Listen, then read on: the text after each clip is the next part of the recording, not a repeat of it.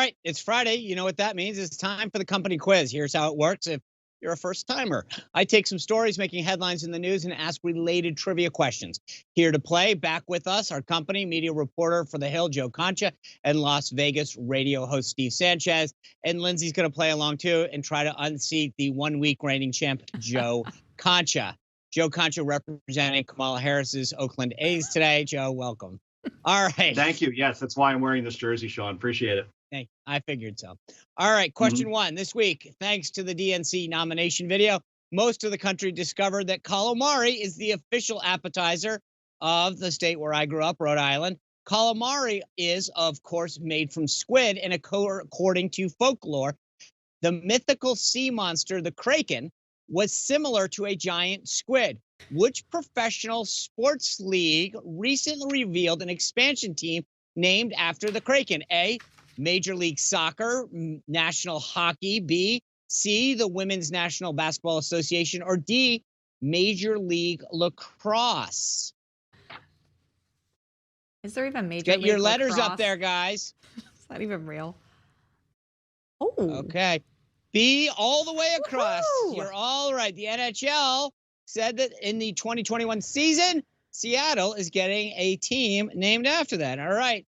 It's all tied up with one question. Question two. Former Vice President Joe Biden accepted the Democratic nomination last night, as we've been talking about. And it's said that Harry Truman once proclaimed, if you want a friend in Washington, get a dog. Well, Joe Biden did, in fact, get a dog many years ago.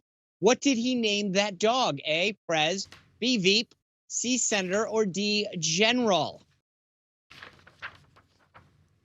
Come on, let's see some letters. We got a D, we got a D, we got a D, and we got no one getting it right. Yeah! It's C, Senator. Come on, guys. My second guess. Sometimes Those are all it's lame the names, obvious. by the way. Didn't we talk about this last week? The SAT trick, you just go with C in default, I guess, That gets right? ripped up. Yeah. We learned that Yeah, that's lesson right. too. Yeah. All right. It's still tied up one across the board. Question three. Next week, Vice President Mike Pence will take the stage at the Republican National Convention. He's a Republican now, but he once was a Democrat. According to him, which former Democratic presidential candidate did he cast a vote for president? A, Jimmy Carter, B, Walter Mondale, C, Al Gore, or D, Michael Dukakis? Huh. That's a good question. Hey, Means I'm well, what are you guessing. going to give me? Give me a letter there, Joe. Wow. Man, It just matches all up with his three age. of you racked it up. That's right. A's across the board. He did. He went with Jimmy Carter. That's right. He had apparently been enamored early on as a Pence grew up a Catholic. JFK was a Catholic. And then apparently he learned his ways and switched over and became a Republican. Anyway, And people still forget, tied up Sean, now to a Pete. What? Carter was pro-life. Imagine a Democrat Yeah. taking that stance now. So I think I that know. helped. Yeah. Well, that's a great. Democratic Party of a yesteryear. Anyway, question four. There was a lot of talk this week about Joe Biden being a Catholic and whether or not he would win the Catholic vote. We know that John Kennedy is, and thus far, the only president who is a Catholic. But who was the very first Catholic to run for president? A, William Jennings Bryan, B, Al Smith, C, Pat Buchanan, or D, Eugene McCarthy? I know. Good question. Okay, well, let's get some letters up there, guys. Don't look for my okay, I answer got and an then put A. it up. I got an We're A. still guessing Three the A's. same. 3 A's and 3 wrongs. Dang Oh, no, I meant B. It Oh, was- crap. I picked up A for Al. Oh. Yeah, you don't. We got it in your mind there, SA. All right. No. Al Smith actually ran for. He was a governor of New York. He ran for president in 1928. He was the first Catholic. Anyway. All right. Still They had tied the Al up, Smith guys. dinner in New York. It's all Catholics, of course. Oh. Come that hurts. on. Come on, Joe. This I is major dinner every year. Really funny. Yeah. Anyway, I know. question 5. John Kasich stood at a literal crossroads this week giving his DNC speech.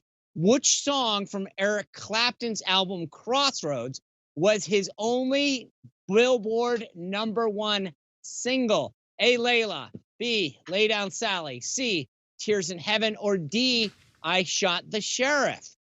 Let's go. Let's see what you got. Okay, I got an A, 2 C's, and 3 all wrongs.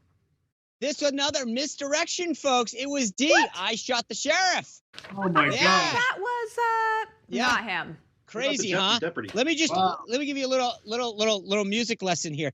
That's right. He's enormously successful. His only #1 hit on the Hot 100, either with a band or solo, was his cover of "I Shot the Sheriff." He came close in 1992 with "Tears in Heaven," which reached #2. And a fun fact: Layla never got past #10. Never would have guessed that one. All right, you learned something watching Spicer and Company now. Use that this weekend. Question 6. The Democrats announced that Joe Biden would not be accepting his nomination in person at the convention in Milwaukee this year. We know that he stayed at home in his basement instead and then delivered the speech elsewhere in Delaware. What iconic television character was honored with a bronze statue in downtown Milwaukee? A, the Green Hornet, B, Laverne and Shirley, C, the Fonz, or D, the Beaver from Leave It to Beaver? Huh. This is another interesting one. DDC, and Joe Concha goes with the SAT angle and scores big. It's a C. Joe Concha out to the early, the lead. It was the Fonz. Correctamundo. Yes, and Thank you. Laverne and Shirley would have been a good guess too. I guess they're from the same guy because we remember Gary Marshall. But that took place in Milwaukee too. The bronze Fonz statue was officially unveiled 12 years ago. Interesting. Big stuff you can use this weekend. Question 7. Joe Concha out to the lead by 1. Postmaster Louis DeJoy testified today in Congress about front of the Senate. We talked about the fact that it'll be in the House on Monday. The U.S. Postal Service's ability to handle mail-in ballots for the November election was the topic du jour. Which of the following words is the proper term for someone who studies postage stamps? All right, this is going to be a killer here. Is it A, a deletologist, B, a philologist, C, a rhinologist, or D, a lemacologist? I know I can't say any of the words, but you have to come up with the right answer. Oh my gosh, Steve Sanchez comes in big with the B to tie it up. Wow. Yes, that's right. Someone who studies postage stamps is called. All right, we got to get to the tiebreaker. I was about to tell you what the other one of those things are, but we don't have time. This week, both Barack and Michelle Obama tried to draw a connection between COVID-19 and the Ebola virus. The movie Outbreak, about an Ebola crisis in Zaire, starring Rene Russo and Dustin Hoffman, is seeing a resurgence in popularity. How many years ago was the movie released? Let's start it off. Lindsay, give me a number. How many years? 20. 20. Steve Sanchez. I say 24. 24. Joe Concha, no Googling. What do you got? Not Googling. I'm an expert at this stuff. 25. It's a 1995 movie. Wow, 25 years. Joe Concha, the reigning champ. It's 25 years ago. You stay in. And Joe Concha, no need to drink out of that. I promised you a trophy, and here you go. You have won the first official Spicer and Company quiz mug. Amazing. Wow, you. Joe. Cheers. It's going to be a good Joe, weekend for you.